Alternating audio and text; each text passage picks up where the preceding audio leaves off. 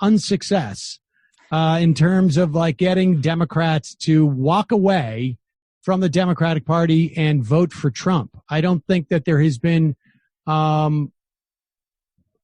certainly no more movement than typically.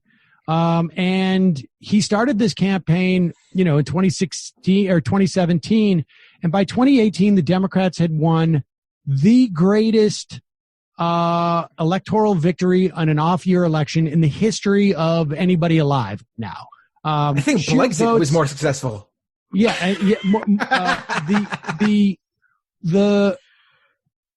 The number of seats that they took was less because of gerrymandering, but the sheer disparity of Democratic votes, which is really all he's working on, right? Like he's not working in gerrymandering districts or anything like that. For him, it's just like, I'm trying to convince as many Democrats as possible to walk away from Democrats, and they've completely failed.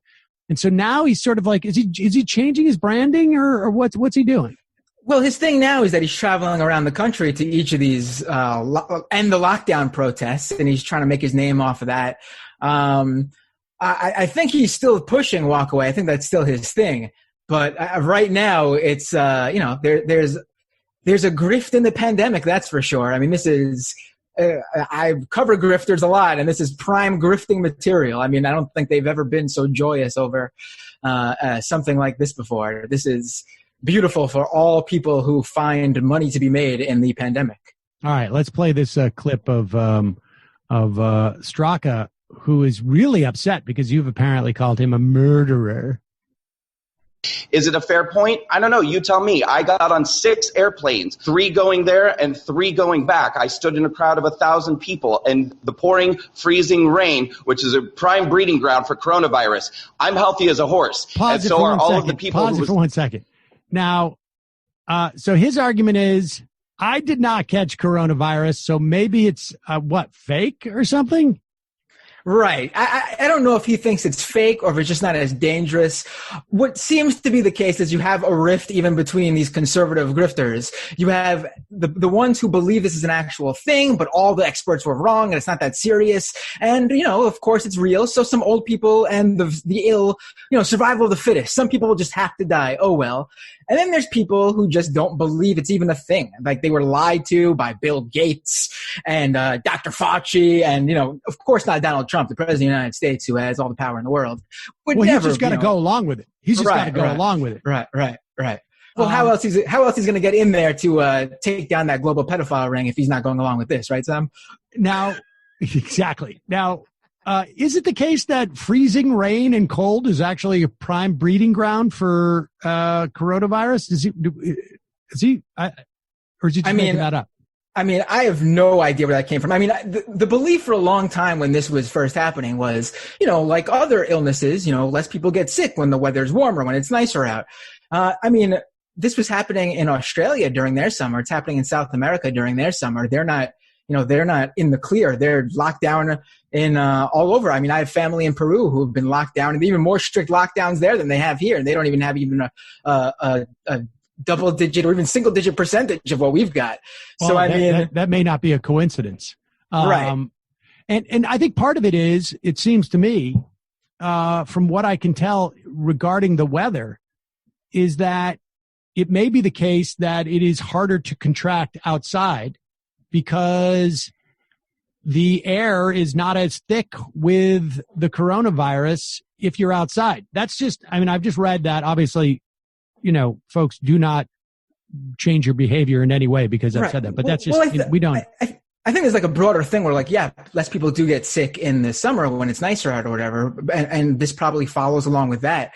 But there's no truth to the belief that like this will just disappear in the summer months and there's nothing to worry about. Like people still do get sick in the summer, right? Even though it's less. It'll be the same like this. People will still get it.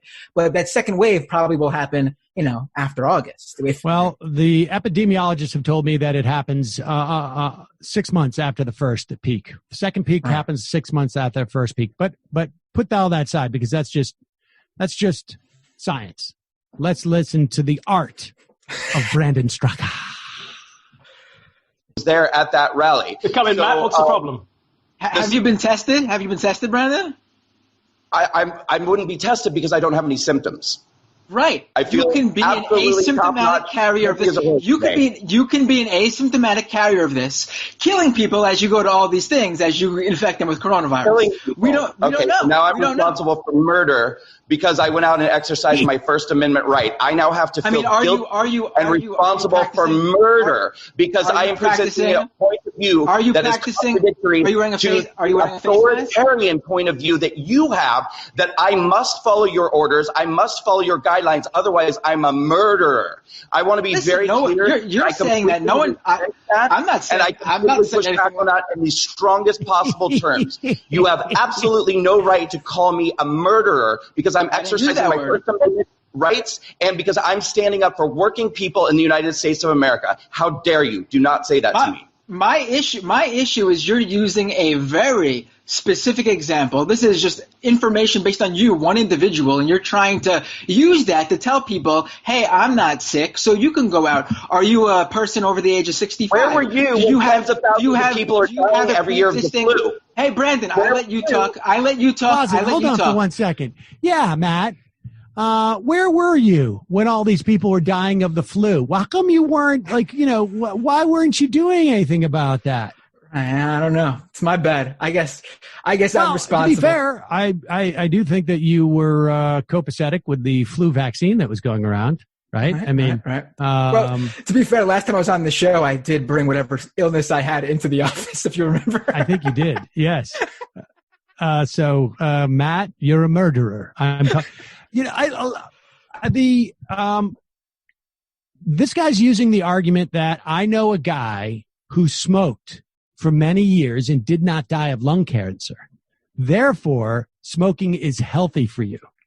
Right. And then he takes the murderer thing. It's good to see Brandon do this. I guess I can appreciate the fact that at least he is putting and do we know, is he wearing masks at these things? I wonder if he wore a mask on the plane, because you don't have to on many of these planes. If he actually took 6 planes, my guess is he would have hit one flight where he wasn't forced to wear a mask. I bet you he did wear a mask. I don't know. A lot of these, I'll be honest, a lot of these guys are really going out there and pushing with the idea that, wearing a mask is weak. Emasculating? It's emasculating. Yeah. Wearing the mask, doing all this stuff is weak. I mean, that one of the things at these protests is there are people who are proudly not wearing any masks and just saying it's ridiculous. It's bullshit. It's stunning. It seems like, even if you want to end the lockdown and you think this has all gone too far, you think the easiest thing in the world would just to be, look, I'm wearing a mask. I'm taking this precaution. I'll open up now. We can all do this. But I mean, they're just like shooting themselves in the foot by clearly showing that they're not ready to reopen up, by not being able to follow these very simple rules that will allow them to live their lives, as close to life before the pandemic as possible. And to be clear, you don't wear a mask at one of these things. I mean, I suppose if you have one of the if you have a good woodworking mask, I think your mask could be effective in preventing you from getting it. Although there's a doctor from who's an NBC contributor who's in the hospital now, who's convinced that he got it on a plane through his eyes because it was so packed in that plane. Right. But the bottom line is you wear a mask because you're protecting other people. And that is just the worst thing you can do, folks, is having to protect other people. Then you're basically conceding to this entire communistic perspective on society.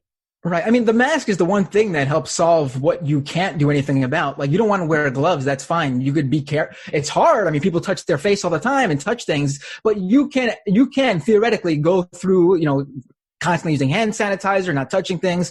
You can't control the particles in the air. You will get someone sick, or you yourself will get sick without having to do anything because you just walked into it and it got into your eye or your nose or your mouth. I mean, that's why the mask is the most important thing. So what else have you been following? Other things? We should say that I think you may be unrivaled in terms of following the right-wing grifters over the years. Certainly, you introduced me to Mike Cernovich, and then Mike Cernovich introduced me to a world of renown and fame. And I hope he's doing well during this. Is he still around? What's he doing now?